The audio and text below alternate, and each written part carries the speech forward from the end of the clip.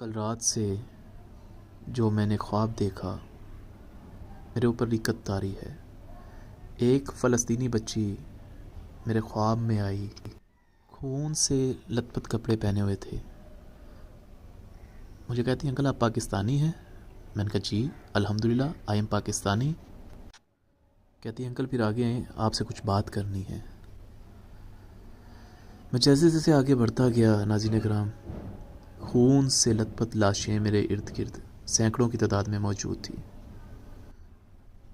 कहती अभी और मज़ीद आगे हैं, मैं कुछ और भी आपको मज़ीद दिखाना चाहती हूँ। यकीन कीजिएगा खून में डूबा खाना खा रहे थे फ़लस्तीनी। छोटे छोटे बच्चे अपनी जानों के नजराने पेश कर रहे थे सिर्फ खाने के हसूल के लिए। कहती अभी और आगे आए, मैं आपको कुछ और भी दिखाना चाहती हूँ। मैं जैसे जैसे आगे बढ़ता गया मेरा सर शर्म से झुकता चला गया कि यार मैं कौन सा पाकिस्तानी हूँ। मैं वही मुसलमान हूँ कि एक मुसलमान को दुनिया के किसी कोने में अजियत पहुँचे और मैं पाकिस्तान में बैठा और मुझे भी तकलीफ़ पहुँचे। क्या मैं वही मुसलमान हूँ? या आज यहाँ पे क्या हो रहा है कि गज़ा में, कहती हैं अंकल 150 दिन हो चुके हैं,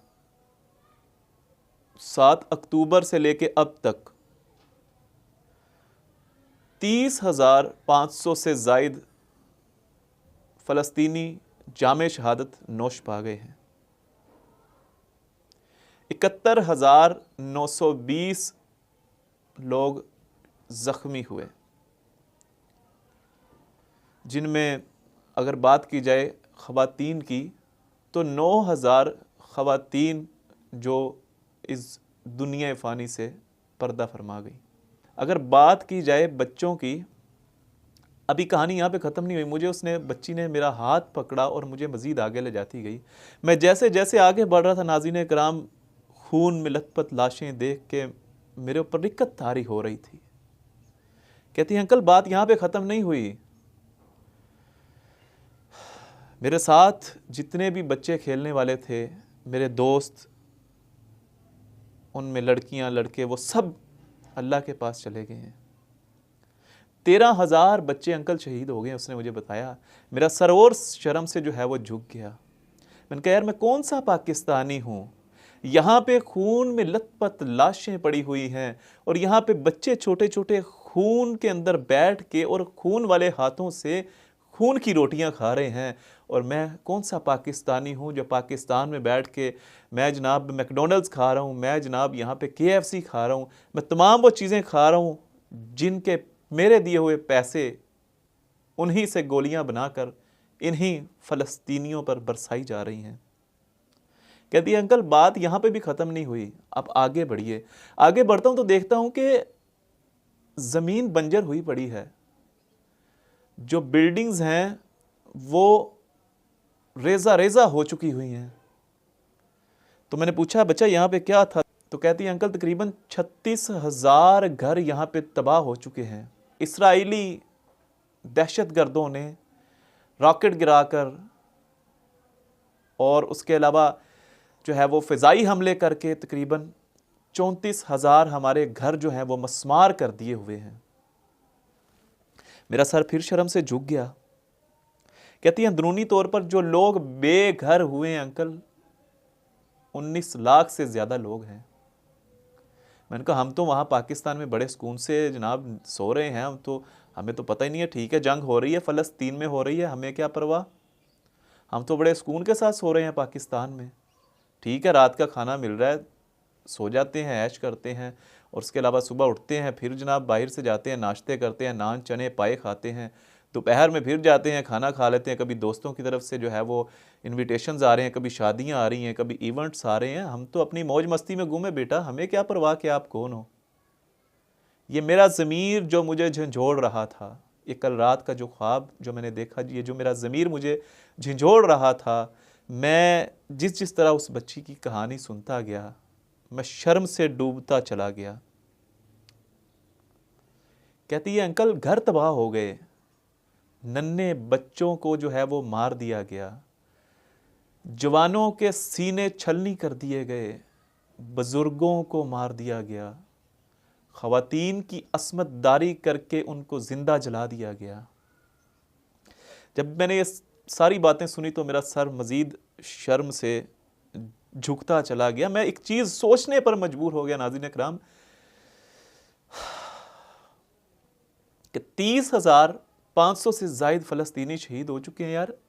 आज भी मैं अगर नज़रें इधर उधर दौड़ा के देख रहा था तो उनमें जज्बा ईमानी आज भी बाकी था, उनमें वो जज्बा आज भी बाकी था जिस जज्बे की बिना पर वो बैतुल मुक़द्दस मस्जिद अक्सा की इज़्ज़त के लिए, मस्जिद अक्सा की हुर्मत के लिए अपनी ज़िंदगियां कुर्बान कर रहे हैं। यकीन कीजिएगा कि मैं बहुत सारी खबरें बनाता हूं, लेकिन वाहिद ये टॉपिक है फ़लस्तीन का कि जब मैं फ़लस्तीन पे बात कर रहा हूं तो दिल करता है कि मैं फट जाऊं, मेरे जिस्म छलनी छलनी हो जाए। क्या फ़ायदा इस जिस्म का, क्या फ़ायदा इस इतनी बड़ी लाश का जो बैतुल मक़दस और अपने फ़लस्तीनी बहन भाइयों की हिफाजत के लिए आगे नहीं बढ़ सका। मर तो फिर भी जाना है, किसी ने एक्सीडेंट से मर जाना है, किसी ने गोली खा के मर जाना है, किसी ने बीमारी से मर जाना है। मरना तो सब ने है, लेकिन क्या ही मज़ा तब है जब फ़लस्तीन के लिए मरो, बैतुल मक़दस के लिए मरो। अच्छा, यहाँ पे कहानियाँ भी ख़त्म नहीं हुई। उसने मुझे हाथ पकड़ा और कहती है अंकल अभी और आगे हैं, मैं आपको कुछ और भी बताना चाहती हूँ। कहती है 29 फरवरी का दिन था, गज़ा की अल रशीद स्ट्रीट, उसकी जानिब गज़ाई ट्रक जो थे, जो गज़ा लेके आए थे, इमदादी गज़ा लेके आए थे, वो बढ़ रहे थे अल रशीद स्ट्रीट की तरफ। तो जब मैं अल रशीद स्ट्रीट की तरफ बढ़ा तो वहाँ पे मैंने देखा खून में लथपथ लाशें मज़ीद पड़ी हुई हैं। मैंने कहा यहाँ पे क्या हुआ है? कहती ये जो गज़ाई इमदाद आई थी, ये गज़ाई इमदाद हासिल करने के लिए छोटे छोटे बच्चे दौड़ रहे थे, जवान जा रहे थे, बुज़ुर्ग जा रहे थे, ख़वातीन जा रही थी, हमारी माएँ जा रही थी। रास्ते में जो है वो इसराइली दहशतगर्दों ने उनको निशाना बनाया और तकरीबन 104 फ़लस्तीनी शहीद कर दिए और 750 से ज़्यादा जो हैं वो शदीद ज़ख्मी हो गए। ये वही टॉपिक है जो मैंने स्टार्ट में कहा कि खून में लथपथ लाशों के दरमियान बैठ के खून वाले हाथों से खून का निवाला खाना नाज़रीन इकराम बहुत कड़वा होता है।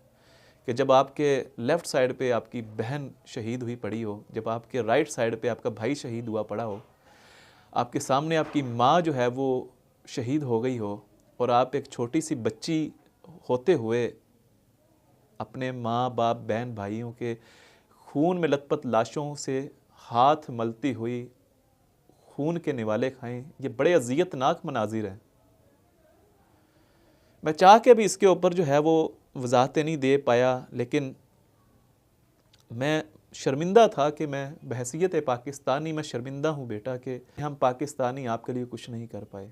फिर जैसे ही मैं ख्वाब से बेदार हुआ, मैं ये सोचने पे मजबूर हो गया, मैं ये बोलने पर मजबूर हो गया कि 72 इस्लामी ममालिक की अफवाज से बेहतर मैं समझता हूँ वो अमरीकी हाजिर ड्यूटी फ़ौजी था जिसने अमेरिका में मौजूद इसराइली सफारत खाने के सामने जाके ख़ुद को आग लगा ली कि अब मैं मज़ीद फ़लस्तीनियों को नहीं मार सकता, अब मैं उनकी जान नहीं ले सकता। ख़ुद को आग लगा ली और साथ में ये नारे लगाता रहा, फ्री फ़लस्तीन, फ्री फ़लस्तीन, फ्री फ़लस्तीन। यार तुमसे बेहतर तो वो अमरीकी फ़ौजी की गैरत निकल आई कि जो अपने आप को मार के इस दुनिया से चला गया। ईमान नहीं था उसके अंदर, लेकिन गैरत थी। उसे भी पता चल गया कि अब लिमिट क्रॉस हो चुकी हुई है, खून की नदियां बह चुकी हुई हैं। जहाँ पे पानी की नदियां होती थी, खून की नदियां बह चुकी हुई हैं और निहत्ते फ़लस्तीनियों को टैंकों के नीचे कुचला जा रहा है। अगर वो स्कूल में जाके पनाह ले रहे हैं तो उन्हें स्कूल में मार दिया जाता है, रॉकेट मार दिए जाते हैं। अगर कोई एम्बुलेंस में जा रहा है तो उसकी एम्बुलेंस को जो है वो टारगेट करके उड़ा दिया जाता है। अजीब किस्म का ये पस मंज़र जो मैं बयान कर रहा हूँ आप सबके सामने, ये वो ख्वाब था जिसने मुझे झंझोड़ के रख दिया नाज़रीन कराम, और मैं मजबूर हुआ कि आप सबके सामने ये ख्वाब बयान कर दूँ। ये था तो ख्वाब लेकिन जगा गया, लेकिन जागेंगे भी हम तब जब हकीकी तौर पे फ़लस्तीन की मदद को जाएंगे, जब इसराइल को तबाह बर्बाद करके अपने फ़लस्तीनी बहन भाइयों का बदला लेंगे, जब बैतुल मक़दस मस्जिद अक्सा की हिफाजत के लिए हम आगे बढ़ेंगे, तब हम जागेंगे, तब हम जागेंगे, तब हम जागेंगे। मैं आखिर में जाते जाते उन तमाम नन्ही परियों से जिनकी रूहें आज गज़ा के ऊपर परवाज़ कर रही हैं, उन तमाम नन्हे बच्चों से जिनकी रूहें आज गज़ा के हस्पतालों पे परवाज़ कर रही हैं, वो तमाम बुज़ुर्ग जिनको ज़िंदा जला दिया गया, वो तमाम ख़वातीन जिनकी अस्मतदारी करके उनको इस दुनिया फ़ानी से भेज दिया गया, मैं उन सब से माफ़ी मांगता हूँ कि बहसीयत पाकिस्तानी मैं आपके लिए कुछ नहीं कर सका। ये आवाज़ उठा रहा हूँ, इस आवाज़ उठाने से क्या होगा, लेकिन एक उम्मीद है, एक उम्मीद की किरण है। इंशाअल्लाह एक दिन आएगा कि हमारे भी जज्बात अपने फ़लस्तीनी, ना सिर्फ फ़लस्तीनी, बर्मा, कश्मीर, सीरिया, शाम, लीबिया, अफ़गानिस्तान, चाइना, कंदूज, जहाँ पर भी मुसलमानों पर जुल्म व सितम हो रहा है, इंशाअल्लाह पाकिस्तान के इस खित्ते से लब्बैक या रसूलल्लाह की सदाएं बुलंद करते हुए वो काफ़िले आगे बढ़ेंगे इंशाअल्लाह, कि जो पूरे दुनिया के अंदर जो है वो इस्लाम का निफाज करेंगे। इंशाअल्लाह वो दिन करीब है, वो दिन दूर नहीं है।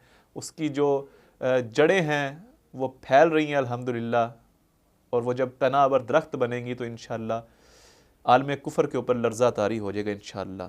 नाज़रीन कराम, ये तमाम तरह अपडेट्स थी जो मैं लेके आप सबके सामने हाजिर हुआ। कमेंट सेक्शन में अपनी कीमती राय का इजहार कीजिएगा, और स्पेशली फ़लस्तीनियों को अपनी दुआओं में याद रखिएगा। इसके साथ अपने मेज़बान अमानुल्लाह कायम खानी को दीजिएगा इजाज़त। अल्लाह निगहबान।